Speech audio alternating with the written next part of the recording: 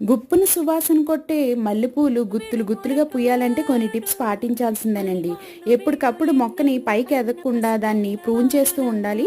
కాస్త మొగ్గ ఎండగానే ఆ ఆకుని మొత్తం కూడా దూసేయాలి. ఎప్పటికప్పుడు అలా చేస్తూ ఉంటేనే మనకి ఎక్కువ పువ్వులు అనేవి తీసుకోవచ్చు. వీటితో పాటు కొన్ని లిక్విడ్ ఫెర్టిలైజర్స్ కూడా ఇస్తూ ఉండాలండి. ఆనియన్ పీల్ ఫెర్టిలైజర్ ఒకటి, రైస్ వాటర్ ఒకటి, ఇంకా మన ఇంట్లో వచ్చే కిచెన్ వేస్ట్ని కాస్త గొయ్యి తవ్వేసి దాంట్లో పెట్టేసి మట్టి వేసేసాం అనుకోండి, మంచి కంపోస్ట్గా అయిపోతుంది.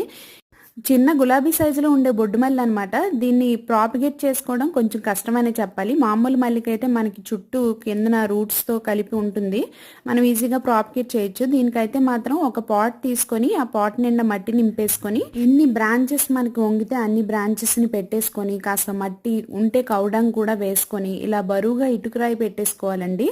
అప్పుడు మనకి కొన్ని మంత్స్కి మనకి రూట్స్ అనేవి ఫామ్ అవుతాయి. దీనికి కూడా మనం వాటరింగ్ చేస్తూ ఉండాలి. దీన్ని